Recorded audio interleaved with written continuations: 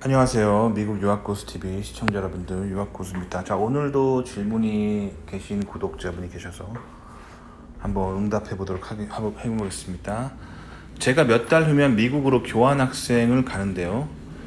기숙사비가 비싸서 쉐어하우스를 알아보려고 합니다. 자, 여기서 컷 해볼게요.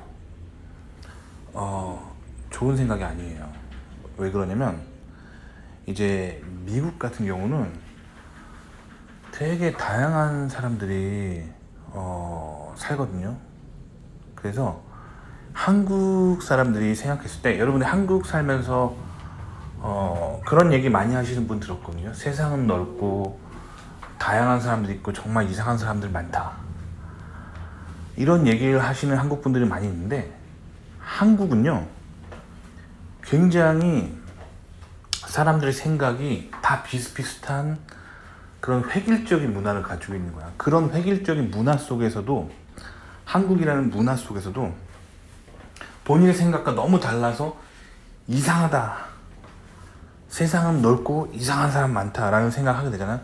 미국은 더 심해요. 미국은요 전 세계에서 온 사람들이 다 모여 살아요. 특히 미국의 대학가는 전 세계 유학생들이 있기 때문에 미국 내국인에서부터 뭐 동양인도 뭐 한국인, 중국인, 뭐 일본인, 뭐 동남아, 유럽, 아프리카, 뭐 중동, 우리가 살고 있는 거의 전 세계의 모든 나라 사람들이 와 있기 때문에 이 쉐어하우스 한다는 건 굉장히 안 좋은 생각이에요. 아시겠죠? 그러니까 여러분이 그 미국의 문화가 얼마나 다른지 제가 한번 얘기를 해줄게요. 제가 석사 때 이제 저희 랩 같은 경우는 전 세계에서 온 다양한 학생들이 있었어요. 처음에는 그런 것들이 재미있다는 생각이 들었어요. 문화를 공부하니까. 그래서 저희 석사 때 랩에 밥을 같이 먹는 좀 문화가 있었거든요. 중국인 학생들이 좀 있었는데, 중국 유학생들이 같이 밥을 먹는 걸 좋아하더라고요. 그래서 도시락 싸와서 랩에서 같이 밥을 먹었는데, 중국도 베이징이나 상하이 같은 대도시에서 온 친구들은 뭐 이렇게 서울에서 온 친구들처럼 그냥 평범한 도시락 먹습니다. 근데 제가 그때 랩에서 같이 있던 중국인 친구는 중국에서도 완전 산골에서 유학을 온 친구였는데, 그 점심 도시락으로 돼지 족발을 사오더라고요. 근데 사실 돼지 족발은 한국에서도 먹잖아요. 근데 한국에서 파는 돼지 족발은 그 돼지 발 부위, 살 부위를 이렇게 잘게 썰어가지고 나오는 거잖아요. 근데 이 친구는 돼지 발목을 통째로 도시락에 가지고 온 거예요. 그거를 뜯어가지고, 그걸 도시락에 열어가지고 뜯어 먹는 거예요. 근데 돼지 발목을 그냥 절단해서 삶은 거, 그거를 그냥 그대로 가져온 거예요. 그 돼지 발톱이 다 붙어 있는데, 발톱도 뾰족하게 다 붙어 있더라고요. 그거를 발톱을 들고 먹더라고요. 되게 일단 비주얼 충격이었고, 그만큼 충격인 거죠. 그리고 바로 옆 랩에는 이제 교수님이 이슬람에서 이민 온 교수님이었거든요. 그래서 랩에 다 이슬람교 애들이 막 있었어요. 제가 있던 석사 때 옆 랩은. 근데 이슬람교 신자들은 아시다시피 한 5시 딱 해지는 시간 되면은 그 메카를 향해 절을 하잖아요. 그래서 옆 랩에 이제 같이 실험을 하러 간 적이 있었는데, 실험하다 말고 랩 친구들이 갑자기 다 양탄자를 이렇게 캐비넷에서 꺼내더니 그 랩에다가 쫙 깔더니 동쪽을 향해 이렇게 양탄자를 놓고 그들의 신인 알라 신에게 이렇게 절을 하는 거예요. 한참 동안 합니다. 실험하고 있었는데 저희는 그때 오후 늦게 하는 실험이어가지고 같이 실험을 하다가 갑자기 그러니까 그 친구들의 종교를 또 방해하면 안 된다는 또 생각이 들지만, 또 거꾸로 생각하면 우리는 분명히 실험을 하고 지금 이 학교 정규 코스 과정에서, 근데 사실 그게 제가 옆 랩에 그냥 놀러 간 것도 아니고, 사적인 이유로 놀러 간 것도 아니고, 그 리서치 크레딧이라고 하는 그 석사 과정에서 이제 연구 크레딧을 따는 과목들이 있거든요. 그걸 하기 위해서 간 건데, 그래서 나는 그 실험 학교 교과 과정의 일원으로서 실험을 하고 있는데 한 4시쯤에 시작해서 막 실험하다 보니까 이게 5시 넘어가게 된 거예요. 그러면 옆에서 실험하고 있으면 사실 기도를 하면 안 되잖아요. 근데 자기들이 그 어디에 있든 그 시간이 되면 이 사람들은 기도를 해야 되는 거예요. 그러니까 갑자기 양탄자를 깔고 기도를 하는 겁니다. 그래요. 근데 그렇다고 해서 그들의 종교인데 또 여기 지금 공공장소에서 뭐 하는 거냐, 우리 지금 실험하고 있는데 하고 싸울 수도 없는 거고, 이렇게 좀 갈등이 있을 수 있다는 거예요. 아시겠죠? 또 반면에 이제 랩에 그때 또 백인 친구 딱 한 명 있었어요. 백인 친구 딱 한 명. 백인 친구 딱 한 명 있었는데 이제 이 친구 같은 경우는 굉장히 보수적인 생각을 가진 그 백인 친구였는데, 이제 그 미국 문화가 이게 또 막 외국에서 온 사람들을 막 이렇게 뭐랄까 챙겨주는 그런 정치 성향을 이제 진보 성향이라고 하죠. 진보 성향. 그래서 그렇게 막 미국 문화가 진보적으로 넘어가는 거에 대해서 굉장히 걱정하더라고요. 근데 그 백인 친구 입장에서는 그렇게 생각하면 그럴 수 있습니다. 왜냐면 자기가 태어나고 자란 나라인데 자꾸 외국인들이 몰려오면서 외국의 문화로 막 가득 차면은 내국인 입장에서 그런 생각 할 수 있어요. 님들은 안 그러겠어요? 서울에서 태어났다고 쳐봐요. 서울의 문화 있잖아, 한국의 문화. 그런데 계속 어디 저기 뭐 예를 들면 몽골 사람들이 막 몰려와요. 인도 사람들이 막 몰려와요. 동남아 사람들이 막 몰려와요, 서울로. 그래가지고 서울 문화가 너무 외국적인 걸로 막 변하고 그렇게 외국적인 사람들로 막 가득 차고 있는데 서울의 정치인들은 그 외국인들을 막 도와줘. 그러면서 아 괜찮습니다, 다문화 너무 좋습니다 막 이렇게 나가면 원래 서울에 살던 사람들은 불편할 수가 있겠죠. 갈등이 있어, 갈등. 이 갈등이 이게 막 굉장히 고조되면서 굉장히 힘들어요. 그래서 이 다양한 문화 사람들에게 다 오케이다 하는 생각이잖아요. 저도 그럼 너무 힘들더라고요. 너무 힘듭니다. 그러니까 님이 미국에서 잘 알지도 못하는 사람들이랑 막 쉐어하우스 하면서 다양한 문화 속에서 막 살면 이 갈등이 막 보여요. 미국 내국인과 전 세계에서 외국인들과 이런 갈등들이 굉장히 힘들어요. 그리고 또 랩에 이제 인도 친구가 있었는데, 혹시 인도 전통 음악이라고 아시는지 모르겠는데 이제 인도 전통 음악이 있어요. 그 한번 인터넷 검색해서 들어보시면 알겠지만 이게 굉장히 한국에서 듣지도 못한 리듬이거든요. 근데 이 친구가 인도 전통 음악에 푹 빠져 있는 인도 친구가 있었어요. 근데 그러면 본인이 음악 듣는 건 자기 자유잖아요. 이어폰 끼고 들으면 되잖아요. 근데 랩에서 정말 있었던 일 얘기하는 거야. 그 랩에서 그 컴퓨터 스피커로 되게 크게 틀어놓고 막 이렇게 연구를 하는 거예요. 그러다가 흥이 나면은 그 자리에서 일어나서 덩실덩실 막 춤을 춰요. 처음엔 제가 참았는데 나중에 한마디 했습니다. 이거 좀 조용히 하면 안 되겠냐고. 나 지금 연구 집중해야 되는데 너 그냥 음악 듣고 싶으면 집에 가서 듣든지 네가 일하면서 정말 듣고 싶으면 이어폰을 좀 사용해달라. 사실 이게 당연한 요구잖아요. 이어폰 사용해달라고 하는 거는. 아니면 스피커로 듣고 싶으면 니네 집에 가서 들으라고. 제가 맞는 얘기를 한 거잖아요. 그런데 이것 때문에 걔하고 한참 싸웠어요. 그 친구의 태도는 이거였어요. 나는 음악을 들어야 덩실덩실 춤추고 싶은 마음이 나면서 기분이 좋고 연구를 잘할 수 있는데 네가 그렇게 하면 내 연구 못하지 않냐. 이렇게 나오니까 저는 그 논리가 너무 이기적이고 그렇다는 생각이 들어서 이 친구랑 한참 싸웠어요. 근데 어쨌든 그렇게 막 싸우다 보면 사람이 또 친해지잖아요. 그래서 지금은 되게 친한데 처음에는 이 친구가 그렇게 음악 듣는 거에 대해서 너무 힘들었어요. 나중에 이제 이 친구가 음악만 듣는 게 아니라 랩에서 뭔가 이상한 걸 검색해 보는데 나 뭔진 모르겠는데 이 친구가 그 노트북으로 뭔가 막 검색하면은 항상 학교 전산실에서 랩으로 전화가 옵니다. 너무 이상한데 접속하면 안 된다고. 뭔지 모르겠는데. 그러니까 그렇게 다양한 가치관을 가진 사람들이 너무 다양하게 막 이렇게 활동하는 거, 그걸 다 보고 있는 건 정말 괴로운 일이에요. 그래서 쉐어하우스를 저는 비추천드려요. 미국에서는 자기만의 좀 공간에서 사셔야 돼요. 아시겠죠? 그러니까 학교 기숙사 근데 사실 밖에 원룸 아파트보다는 싼 거거든요.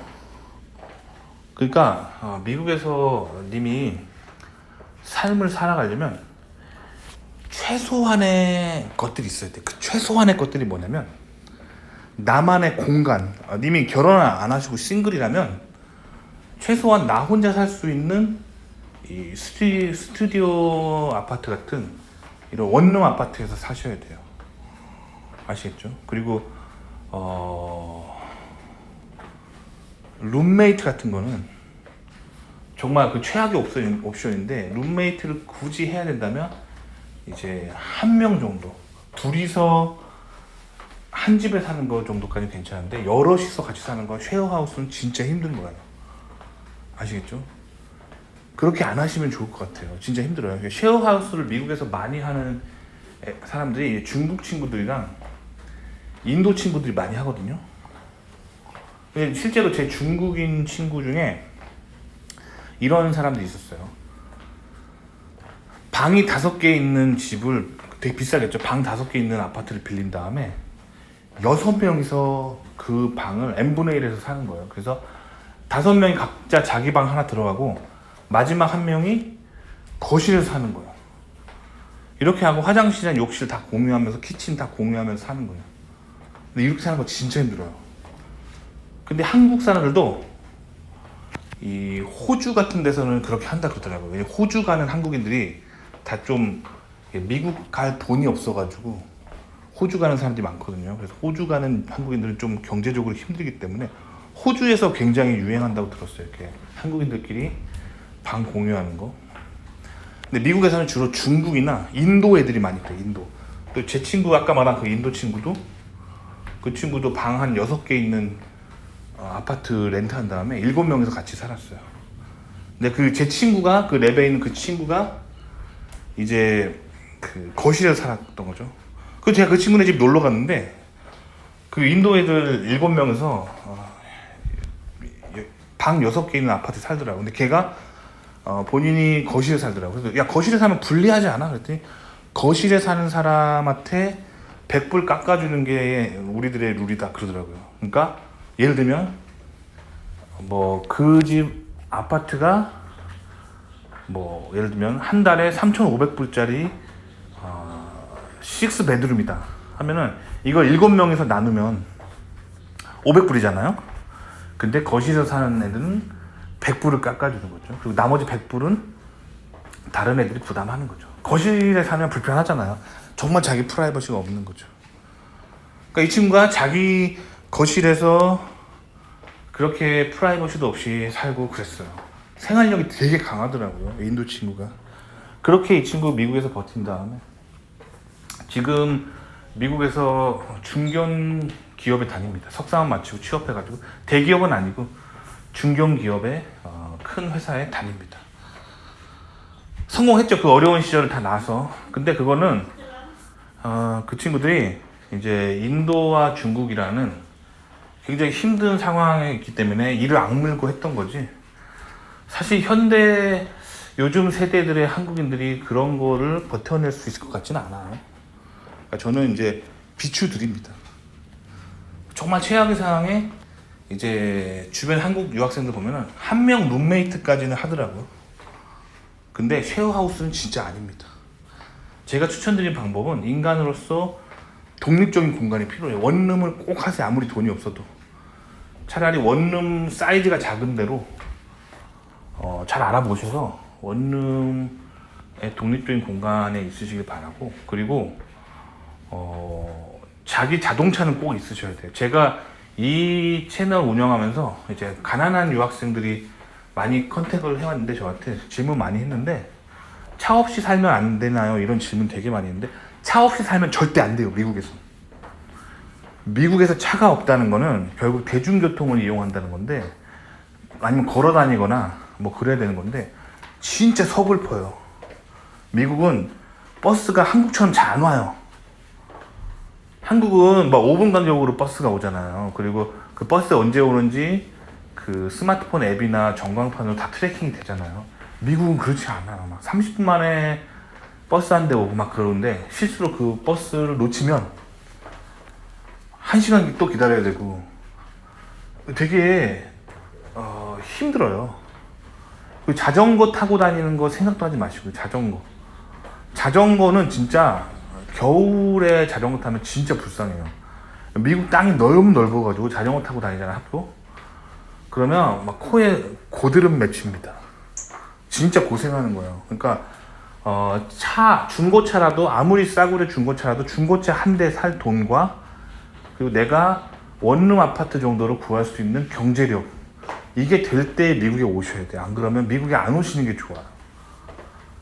이렇게 이런 경제력이 안 되는데 미국 온 친구가 있었어요. 제 인도 친구 중에.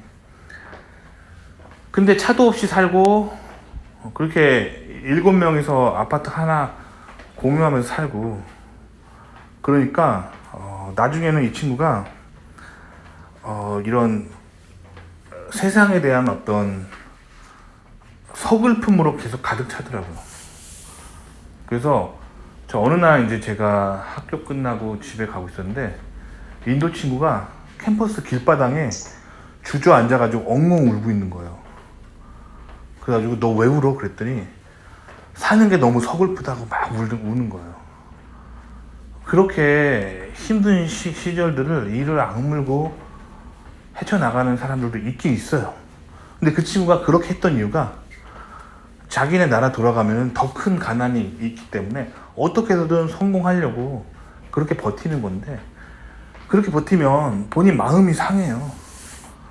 뭐 그렇게 인생 그렇게 살면 안 된다고 저는 생각합니다. 최소한의 인간적인 환경 속에서 살아야 된다고 생각해요. 아시겠죠? 자, 그 다음에 고수님께서 소개하신 진로우라는 앱은 한국에서 다운이 안 된다고 들어. 한국에 안 되나요? 그렇군요. 이 진로우라는 앱은 굉장히 그 미국 사람들이 집을 사거나 집을 팔거나 렌트를 구할 때 이 아주 필수적인 앱이거든요. 굉장히 좋은 앱이에요. 동네에 나온 그 렌트 집 쫙 나오고 지도에 다 표시되고 너무 좋은 건데 한국에 다운이 안 되는군요. 그러면은 진로우.com으로 들어가시면 돼요. 이게 원래 웹사이트거든요. 그 웹사이트를 좀 편하게 보려고 앱을 만들어 놓은 거거든요.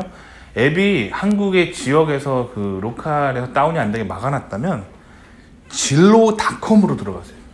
그러니까 지금 진로우 zillow.com 해가지고 들어가 보세요.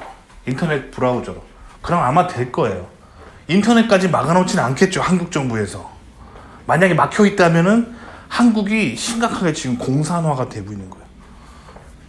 아시겠죠? 빅브라더의 정부 검열이 시작되고 있는 건데 그럼 심각한 거고 진로우.com 정도는 커넥션이 돼야지 건강한 국가입니다. 아시겠죠? 한번 시도해보고 만약에 안 된다면 요거 추천해드릴게요. 요거 핫패즈라고 하는 앱도 있거든요. 핫패즈 아파트먼트 렌탈 해가지고 아파트 렌트 전문으로 하는 그런 앱이 있어요.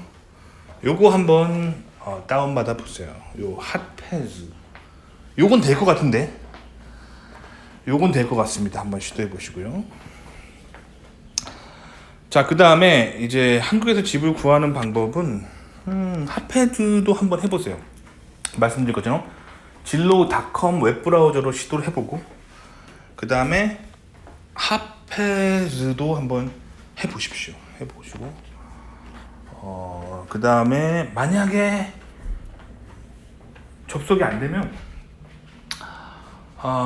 VPN이라고 해서 이 한국 정부가 외국 사이트 막아놓은 것들을 또 볼 수 있는 게 있죠. VPN으로 한번 해보시면 될 것 같아요. 자, 그 다음에 이제 쉐어하우스 구할 때 팁 알려주시면 감사하겠습니다. 네, 저는 하지 않는 것을 추천드립니다. 아시겠죠? 자, 그 다음에 이제 파견 지역은 어디 캠퍼스 타운인데, 여기 저 가봤어요. 여기 되게 시골입니다. 여기 되게 시골이어가지고 여기 되게 심심해요. 제가 여기 예전에 한번 가본 적이 있거든요. 왜 여기 갔냐면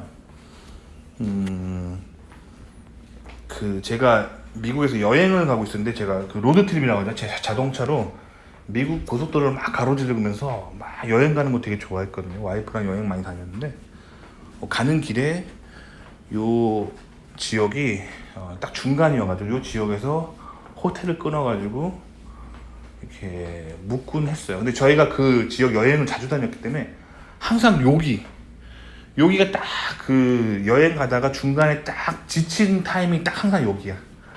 여기 그래서 자주 갔었어요. 근데 여기 아무것도 없습니다.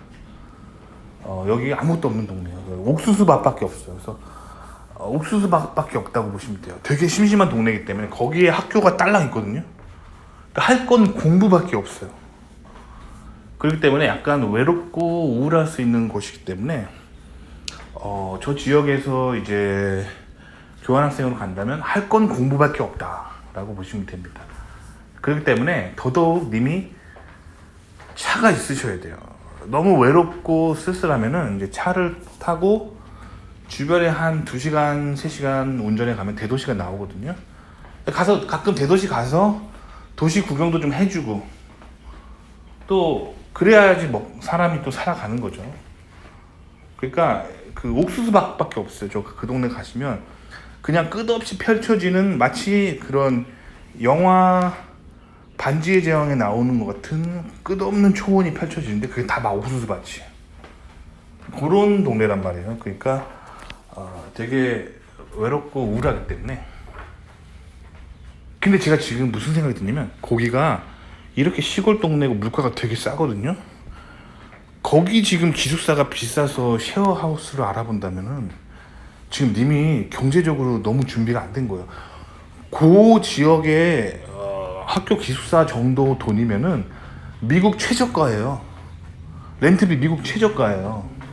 그러니까 님이 한국 월세랑 비교하시면 안 돼요. 한국은요, 아직도 막 서울에 막 반지하나 지하실 같은데 월세방 같은 거는 싸잖아요. 몇십만 원이면 사잖아요. 그리고 극단적으로 이제 한국은 고시원 문화가 있잖아요. 고시원에서 살면 되잖아요. 근데 미국은 이제 렌트비가 한국 수준으로 그렇게 싼 집은 절대 없다는 거예요. 그러니까 님이 지금 알아보신 이 동네, 미국 시골 동네고, 이런 옥수수밭밖에 없는 시골 동네에서도 이 렌트비로 많은 돈을 써야 되는 게 미국입니다. 그러니까 미국 오실 때는 항상 본인이 이 렌트를 감당할 수 있는지를 확인해 보셔야 돼요. 지금 제가 봤을 때 님은 무리한 시도를 하고 있는 거예요. 아시겠죠? 그 시골 지역에 기숙사 방 하나 구할 경제적인 여유가 없으면서 미국 올려 하시면 이거 되게 힘들어요. 아시겠죠? 그래서 거기서 그런 시골 동네에서 또 쉐어하우스까지 할 정도면은 지금 님이 경제적으로 되게 힘든 상황인데, 미국에서는 이 돈이 좀 있은 상태에서 오셔야 돼요. 그러니까 물론 님이 지금 교환학생이라 한 학기니까 괜찮겠지만, 나중에 정말로 석박사 유학 온다면은 님이 좀 돈을 벌어서 오셔야 돼요. 가정 형편이 그러시다면. 그래서 저 같은 경우도 대학교를 마치고 바로 유학을 온 게 아니라 직장을 다녔어요. 제가 그래서 항상 추천드리는 게, 미국에 본사가 있는 회사의 한국 지사, 이런 데서 일하시면 돈도 벌고 연구費도 쌓고 미국이 뭘 하는지 계속 염탐해 볼 수 있고 너무 좋은 환경이거든요. 직장 생활을 좀 하다가 오시면 좋을 것 같아요. 아시겠죠? 도움이 되셨기 바랍니다.